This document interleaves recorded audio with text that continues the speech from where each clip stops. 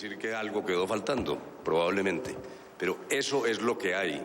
Sobre eso debemos decidir.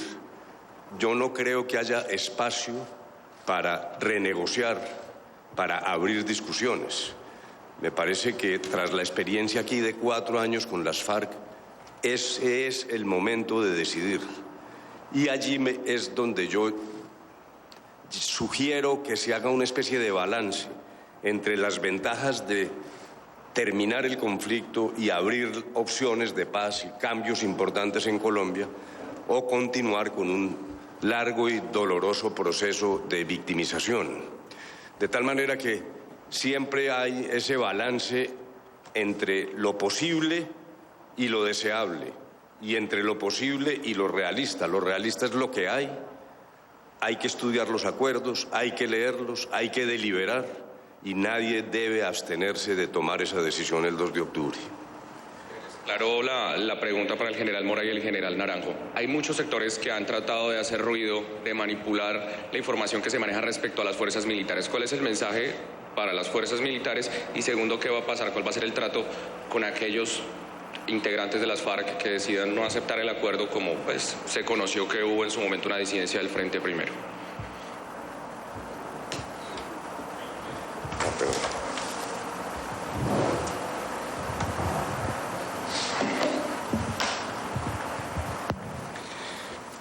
Bueno, muchas gracias. Un saludo muy especial a todos los colombianos que nos están escuchando en este momento. Con relación a la pregunta sobre las fuerzas militares, creo que lo primero que hay que decir es que le hemos cumplido a nuestros soldados y policías en lo que el señor presidente dijo desde el primer día. Las fuerzas militares no hacen parte de las negociaciones en La Habana. Y hoy en día, cuando se han cerrado este proceso de negociaciones, le hemos cumplido. No se ha negociado un solo punto de las fuerzas militares en el proceso con las FARC. Nuestros soldados y nuestros policías han sido los garantes en este conflicto. Han sido los que han defendido a la sociedad, los que han garantizado la supervivencia del sistema democrático en Colombia. Y en este momento debemos los colombianos dar una mirada hacia ellos, rendirles un homenaje y expresarles los agradecimientos por la misión cumplida, por el sacrificio, por la entrega que ellos hicieron durante estos 50 y pico años de conflicto. Ellos son los victoriosos, nuestros soldados y policías son los victoriosos de este proceso que se le entrega hoy a los colombianos. Y como parte del fin del conflicto, es lógico que se presenten cambios y reformas en las instituciones. Pero esos cambios y esas reformas nacen de las propias instituciones. Hemos visto en estos días al señor ministro de la Defensa, al comandante del Ejército, de la Armada y de la Fuerza Aérea, hablando y presentándole al país los cambios que se están sucediendo al interior de las instituciones. Nada que ver con los acuerdos de La Habana, son simples decisiones de las mismas instituciones.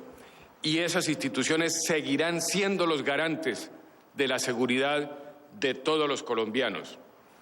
Con relación a las disidencias que puedan pasar, como han sucedido en todos los conflictos de la historia, pues sobre esas disidencias que se pueden presentar ya sabemos lo que va a suceder. Todo el peso de nuestras instituciones se orientará hacia ellas. Eso es simplemente lo que corresponde hacer a las propias instituciones, y esas son las decisiones que el señor presidente de la República le ha informado a los colombianos.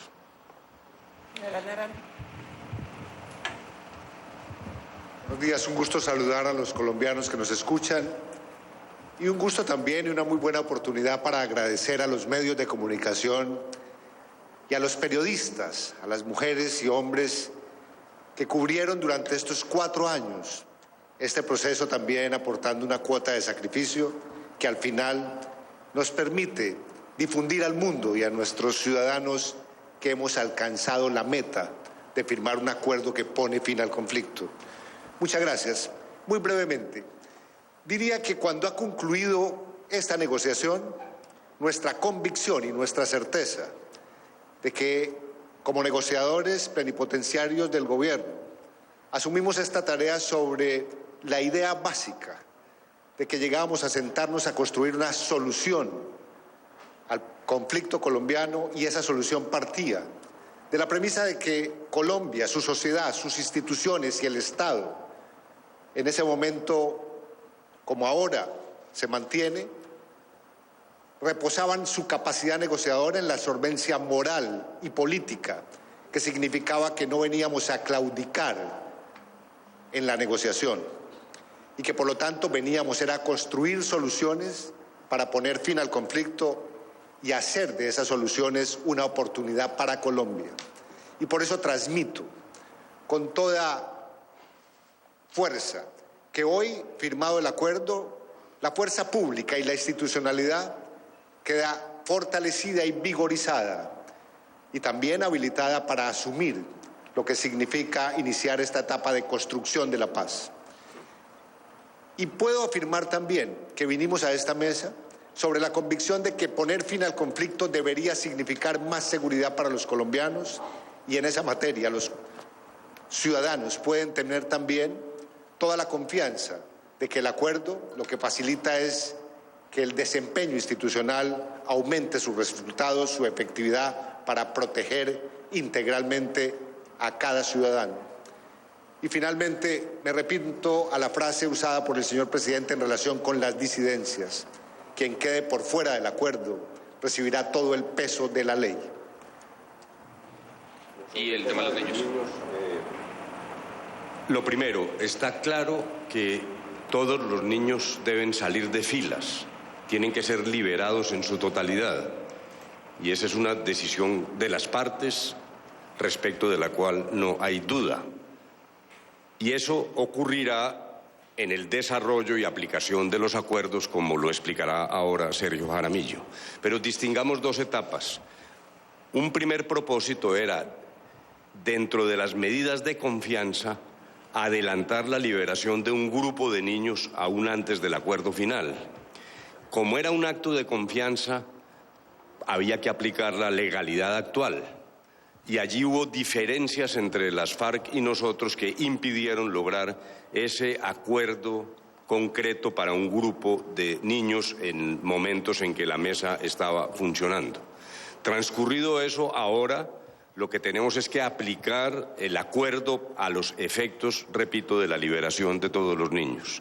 Dicho sea de paso, hay que recordar que entre los delitos no amnistiables, siguiendo los estándares internacionales, el reclutamiento de niños está dentro de esa lista de delitos que no serán amnistiados y frente a los cuales quien haya ejecutado ese reclutamiento tiene que responder ante la Jurisdicción Especial para la Paz. Le pido a Sergio que nos describa entonces el paso siguiente. Muy sencillamente porque todos ustedes saben que hace un par de meses, en un acto en La Habana, se anunció un acuerdo sobre menores con la presencia de Leila Cerrugui, la enviada especial del secretario general de las Naciones Unidas para niños en conflicto. El gobierno está simplemente a la espera que las FARC tome la decisión de soltar esos primeros niños, y en el acuerdo ahora de reincorporación quedó el compromiso de construir, en línea con lo que ya se había acordado en el comunicado 70, un programa especial para menores que atienda sus necesidades, no solamente porque existe el derecho del niño, el interés superior del niño, sino porque si no le damos un tratamiento adecuado a esos menores, como ocurrió en algunos casos con los paramilitares, pues esos menores serán futuras fuentes de violencia. Y con plena conciencia de eso se acordó un programa especial para menores en el acuerdo. Bien, muchas gracias. En este momento vamos a darle la palabra a Silvia Patiño de Blue Radio. Silvia, por favor, una a una las preguntas. Perfecto, negociadores, muy buenos días. La primera de ellas, ¿cuánto va a costar todo el proceso de reintegración de la guerrilla de las FARC? Teniendo en cuenta que aproximadamente cada guerrillero va a costar 20 o 22 millones de pesos. ¿Y cuánto de ese dinero va a aportar la guerrilla para su reintegración y también para la reparación de las víctimas? Frank, por favor. Colombia tiene una gran experiencia en el tema de reincorporación. Colombia tiene la capacidad institucional mejor calificada en el mundo para este tema. Lo que nosotros acordamos con las FARC es, en primer lugar, la posibilidad de que, bajo el principio de libertad individual, las personas que salgan de las FARC hagan su proceso de reincorporación económica de manera individual o de manera colectiva. Es decir, después de recibir el apoyo psicosocial y de finalizar una ruta educativa, ellos podrían recibir un apoyo para emprender un plan de negocio con otras personas, incluyendo personas que nunca han sido guerrilleros, o podrían emprender un proyecto económico individual. En ese sentido, uno de los temas que más le preocupa a los colombianos es el tema de la equidad. Entonces, básicamente lo que acordamos es que por los primeros 24 meses, los exguerrilleros de las FARC recibirán hasta el 90% de un salario mínimo legal para mantenerse, y obviamente esto está sujeto a que estén en el proceso de reincorporación. Después del mes 24, simplemente estamos manteniendo lo que hay hoy. Y lo que hay hoy es un apoyo monetario condicionado a que las personas estén validando primaria o validando bachillerato o haciendo cursos de formación técnica en el SENA, todo dirigido a que puedan aterrizar en un empleo formal o en un proyecto productivo. ¿Cuánto va a costar todo? Pues va a depender del número de personas que hagan parte de las listas de las FARC cuando lleguemos al punto en el que ellos certifiquen quiénes son los miembros de esa organización. Pero quiero añadir algo muy importante. Si uno compara cuánto se gasta en Colombia por año por una persona que está en una cárcel y ve que los porcentajes de reincidencia de las personas que salen de las cárceles superan el 75%, y compara las cifras de las cuales estamos hablando, claramente ve que aquí estamos hablando de unas cifras que son 40 o 50% menos, y tenemos estadísticas de los últimos 10 años que muestran que los porcentajes de éxito son del 92%.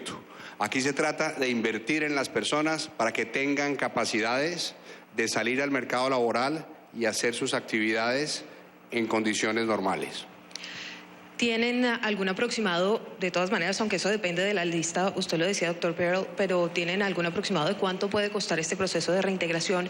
Y muy importante, y seguramente se lo están haciendo todos los colombianos, estamos a esta hora en directo para Blue Radio, ¿cuál va a ser el aporte de las FARC? El dinero que tenían las FARC es decir, en efectivo o en tierras.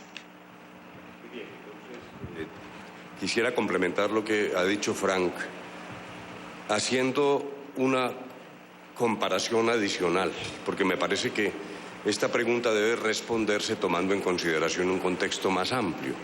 Frank hizo una comparación entre los costos de la reincorporación y el costo del sistema carcelario. Y yo quisiera que se ampliara esa comparación al costo de la guerra. Nos hemos preguntado cuánto vale un Black Hawk o una bomba. Luego, me parece que esto hay que ponerlo en contexto, en primer lugar. En segundo lugar, las sumas acordadas corresponden, como lo señaló Frank, en esencia al estándar que se viene pagando hoy a los reinsertados. En esencia es, dijéramos, un mismo nivel de atención. Tercero, ¿por qué dinero para las FARC? Primero, para permitir la reincorporación a la vida civil de manera transitoria. Pero segundo, también es una protección para la sociedad colombiana. Lo que sería terrible, es una especie de metástasis de la violencia en las ciudades si no somos capaces de administrar de manera inteligente y juiciosa un proceso de reincorporación que tenga éxito, como en efecto lo ha tenido la agencia. Luego, realmente la justificación es múltiple. Ahora bien, dinero de las FARC. Entonces, me permito recordar lo siguiente. En el capítulo de justicia se estableció la obligación por parte de las FARC de reparar materialmente. La palabra que usamos es materialmente, reparación material a las víctimas. En segundo lugar, dentro de las funciones del Tribunal de la Jurisdicción Especial para la Paz, en cada sentencia, estos magistrados tendrán que definir el grado concreto y la forma de reparación. Reparación que, repito, es de carácter material. Tercer elemento. En el proceso de reincorporación, y este fue uno de los últimos acuerdos que logramos en los días finales, se definirán las características de esa reparación material a cargo de las FARC. Y por último, muy importante, no se han tocado los instrumentos que posee el Estado para recuperar el dominio de los bienes adquiridos ilegalmente. El enriquecimiento ilícito producto del delito permite la acción del Estado como en efecto la ha permitido, y esos instrumentos no fueron amnistiados, ni borrados, ni debilitados. Luego, la capacidad del Estado sigue siendo la misma. El presidente Santos ha dicho que desde su época de ministro de Defensa ha desplegado todo tipo de actividades para la búsqueda de esos bienes. Eso seguirá así. Eso seguirá así. El Estado no ha renunciado a perseguir los bienes de las FARC. Una palabra sobre la pregunta insistente en la línea de lo que acaba de explicar Humberto de la Calle, y es, ustedes saben que se acordó en diciembre en el acuerdo de víctimas que las FARC repararán materialmente a sus víctimas. Ahora se hizo un acuerdo de reincorporación. ¿Y qué hicimos en estos últimos días? Ligar las dos cosas. Es decir, la discusión de la reincorporación se dará en el mismo marco de la discusión sobre la reparación material. Tomemos un ejemplo. Es necesario conseguir unas tierras para poner en marcha, supongamos que unos proyectos de reincorporación. Entonces, Gobierno Nacional. Muy bien, pero ustedes, señores de las FARC, ¿qué es lo que van a poner? Porque aquí está su compromiso de reparación material de las víctimas y nosotros nos vamos a mover en esto si vemos que ustedes se van a mover en esto también. Es esa relación la que nos va a permitir asegurar que hay reparación para las víctimas y que las FARC ponen sus bienes sobre la mesa. Esta pues es una pregunta muy sencilla. ¿Cuándo es el día D? ¿Cuándo se define el día D? Día a partir del cual ya empieza todo el proceso de desarme, cese el fuego bilateral y de verificación.